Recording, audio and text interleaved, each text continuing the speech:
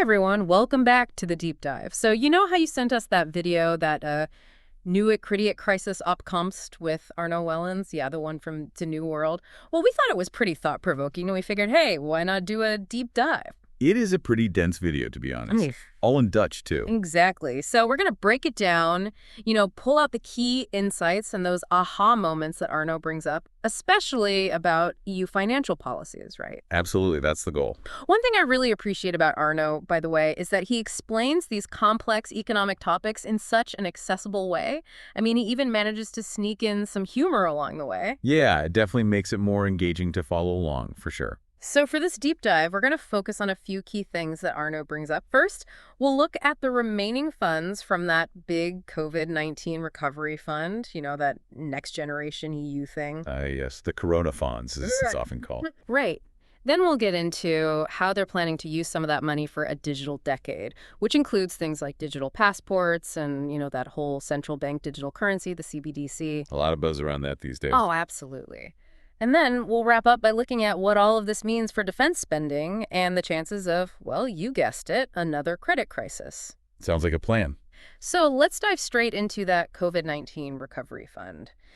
It was a pretty hefty sum, right? Something like 800 billion euros. Yeah, a massive amount. Initially, when this whole Corona funds was announced, there was a general sense that it was meant to be an immediate response to the pandemic. Right, like emergency funding to get everything back on track. I mean, 800 billion, that sounds pretty urgent, right? Exactly. But the thing is, it's all part of the EU's multi-annual financial framework, which, while it sets out their budget priorities over a longer period, from 2019 to 2026. Oh, so it wasn't just a one-off thing specifically for the pandemic. Not really. And while the pandemic hit in 2020, the actual lending from this next-generation EU fund, it only really kicked off in 2021. Okay, so there was a bit of a delay there. Now, Arno points out something really interesting, and it kind of challenges the whole initial perception of where this money was going. Right. He's talking about that idea that it went straight to the frontline healthcare workers, our Zorghelden. Yeah, everyone thought they'd see the benefit right away. But if you look at the video's transcript and the viewer comments, there's a bit of pushback on that. Arno even suggests checking out the Herstel en Veerkracht plan for Nederland, the Recovery and Resilience Plan for the Netherlands, to get a clearer picture. So it wasn't all about those immediate healthcare needs. Apparently not. Arno highlights that only 99 million euros, a tiny fraction of the total, was actually specifically allocated for boosting intensive care capacity in the Netherlands. Wow, that really puts it into perspective. And get this, that money might not even be used until 2025 or 2026, like the very end of the budget cycle. Really? That's so far out. It almost makes you wonder what was driving the use of those funds. Well, Arno brings up Ursula von der Leyen's vision, a union that strives for more thing from way back in July 2019. Oh, yeah, I remember that. It was before the pandemic even hit. Exactly. And she placed a huge emphasis on the digital decade and the European Green Deal. Those became the main avenues for directing the COVID-19 recovery funds. It's like they used the pandemic, well, maybe not used it, but it provided the opportunity or maybe justification to push these pre-existing agendas. That's one way to look at it. It's definitely interesting how a response to an immediate crisis can become a vehicle for long-term ambitions. Absolutely. And this leads us perfectly into the whole digital agenda and the idea of a central bank digital currency, the CBDC. Yeah, that whole digital euro thing. So how are these COVID-19 funds actually connected to those development? Well, Arno suggests that a good chunk of that next-generation EU money is being used to build up the infrastructure needed for digital passports and the CBDC. Interesting. I guess it makes sense in a way. Those are pretty big undertakings, technologically. Yeah, definitely. And he points to the European Commission's Have Your Say initiative on the digital euro as a pretty clear indication of where things are heading. Right, the EU trying to get public feedback. But what do people actually think about it? Arno mentions this fear of a digital control state, right? Yeah, that was a big concern. A lot of people are worried about their privacy, having all their transactions monitored and potentially even controlled. Oh, yeah, the whole Big Brother scenario. And then there's a fear of cash disappearing entirely. That too. And it really taps into this broader societal anxiety about technology and individual freedom. Like, are we giving up too much control in exchange for convenience? That's a huge debate these days, for sure. And Arno points out this Kind of strange timing with the whole have your say thing. Yeah, so they had this public consultation in April, but then they announced a legislative proposal in the summer of 2023, promising to take feedback into account. But it feels like they might have already made up their minds. Yeah, like they're going through the motions. Mm. And he also points out that they were already using the COVID-19 funds to finance the digital passport infrastructure even while this consultation was happening. Yeah, it does make you wonder how much weight they were really giving to public opinion. Totally. Okay, let's shift gears a bit and talk about another area where they're planning to spend big: defense. Ah, yes, the rearmament push. Right. Arno mentions another potential 800 billion euro fund, with a chunk of that possibly going towards EU-level borrowing for defense. So we're talking about 150 billion for EU-wide defense initiatives and a whopping 650 billion to let individual member states increase their own defense budgets without getting cannibalized by the EU. Wow, that's a lot of money being thrown around. But what's the thinking behind this? Well, obviously the whole geopolitical situation has changed with the war in Ukraine and everything. There's a growing sense that Europe needs to be able to defend itself more effectively. Right, that makes sense. But Arno seems pretty skeptical about whether they can actually ramp up their military capacity that quickly. He uses that French Rafale fighter jet as an example, right? Yeah, he talks about how they can only produce like 2 of those jets per month right now, and they're aiming to boost that to 5 per month. But the cost is crazy, like 300 million euros per month. Oof, that's not cheap.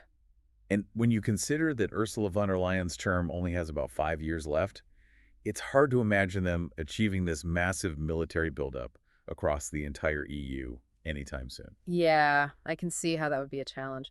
And Arno also talks about the history of underinvestment in defense, especially in countries like the Netherlands.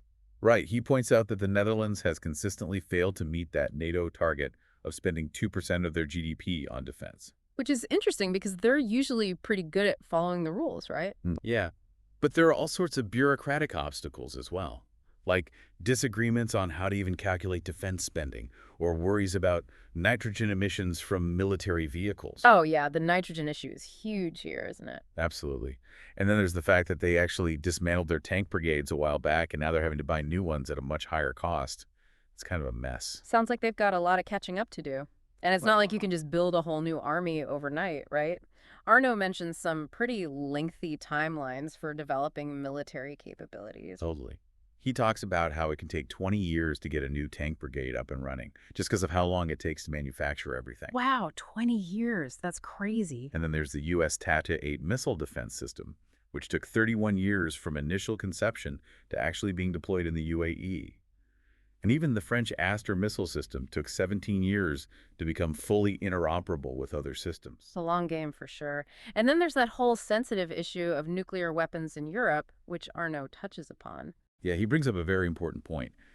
A new nuclear arms race in Europe would be a disaster. He emphasizes that Europe doesn't even have a comprehensive air defense system right now, unlike the U.S. with its TAAT. Right, that's a big gap. And he reminds us about those Cold War agreements that got rid of land-based nuclear missiles in Europe.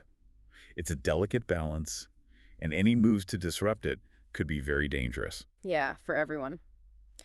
Okay, so let's move on to what many see as the most worrying aspect of all of this: the possibility of another credit crisis. Right, and Arno links this to the whole Eurobond debate. So how does this new borrowing, on top of all the COVID-19 debt, increase the risk of a credit crisis? Right. The worry is that it's creating this massive vulnerability in the Eurozone's financial system. It's like building a house of cards, and eventually it could all come crashing down. And Eurobonds come into the picture because... Because they're seen as a potential way to support those weaker Eurozone countries, you know, the ones with high national debt and a higher risk of default. Like Italy, for example. Exactly. But the issue is, Eurobonds involve all the Eurozone countries issuing debt together, so the responsibility for repayment is shared. I see. So the stronger economies like Germany and the Netherlands could end up being on the hook for the debts of weaker economies. Exactly. And that's why it's so controversial. It's basically a form of debt mutualization. And Arno mentions Article 125 of the Maastricht Treaty, the no bailout clause. Right? Yeah, that's supposed to prevent one member state from being liable for the debts of another. But there's this other article, Article 122, which allows for financial aid in cases of, like, natural disasters. Interesting. So there's a bit of a loophole there. And Arno argues that this article is often used to justify financial support that wouldn't be allowed under the no bailout clause. He even says that the war in Ukraine, even though it happened 3 years ago, is being used as a reason to bypass that clause. So the rules are a bit flexible, depending on the situation. You could say that.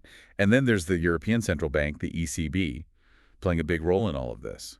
Right. Arno mentions that the ECB is buying up a lot of Italian debt. How does that factor in? Well, by buying those bonds, the ECB is essentially keeping interest rates low for Italy. It makes it easier for them to manage their debt in the short term. Okay, so it's like a temporary fix. But what are the long-term consequences? The problem is, it removes the incentive for Italy to get their finances in order. And it also means that the risk of an Italian default is essentially being shared across the entire Eurozone. Because if Italy can't repay its debts, the ECB and ultimately all the other Eurozone countries are left holding the bag. Exactly. And Arno points out that Dutch interest rates actually went up by 0.5% after that whole thing with Dick Schoof and Geert Wilders. Oh, yeah, when Scoof seemed to backtrack on that promise about no new EU loans. Right, and that shows how interconnected everything is. What happens in one country can have a ripple effect across the entire Eurozone. So the big question is, how are they going to repay all this debt? The COVID-19 debt repayment is supposed to start in 2027, right? Yeah, January 1st, 2027. And Arno talks about new taxes being introduced to generate the necessary revenue. He specifically mentions the CBAM, the Carbon Border Adjustment Mechanism. Right, that's the one that's supposed to prevent carbon leakage. Yeah, but Arno suggests it has another purpose, helping to repay the COVID-19 debt. Oh, so it's not just about saving the planet then. Well, it's framed that way, but it's hard to ignore the financial aspect. And he points out that it will likely lead to higher prices, which means more inflation. So more pain for the average person. And he mentions that the Coronawet, the Dutch law for the COVID fund, had an initial loan term of 30 years. That means repayments could continue until 2057. Yeah, a whole generation saddled with debt, and really makes you think about the long-term consequences of these decisions. And Arno, being Dutch, he also touches on the political situation in the Netherlands. He highlights Geert Wilders' strong opposition to new EU loans. Yeah, Wilders is very vocal about that. But then in the coalition agreement under Dick Schoof, there's this acceptance of these new EU borrowing proposals. It seems a bit contradictory. Yeah, like they're going back on their word. It raises questions about how much political promises actually matter when it comes to these complex financial issues. Right, because the pressure from the EU is huge. And finally, Arno briefly mentions this whole demographic challenge facing Europe. Yeah, the aging population and the reliance on immigration as a solution. He calls it tapping into the EU talent pool. But he also points out that Japan and China are taking a different approach, focusing more on automation. Yeah, it's a fundamentally different way of dealing with the same problem. So as we wrap up, it's clear that the EU's financial situation is incredibly complex. Definitely. It's a web of interconnected policies, past crises, and future ambitions. And it seems like things aren't always as they appear. The way these funds are used and the potential long-term risks, it's all quite worrying. Absolutely. There's this huge accumulation of debt, and the threat of another credit crisis is very real. So for our listeners out there, what do you think are the biggest risks and opportunities presented by these EU financial policies? It's something to think about. If we look at everything Arno has laid out, the risks seem to outweigh the potential benefits. We're talking about financial instability, inflation eroding your purchasing power, and the very real chance of another credit crisis. The supposed benefits, like better digital infrastructure and a stronger European defense, they might happen, but at what cost?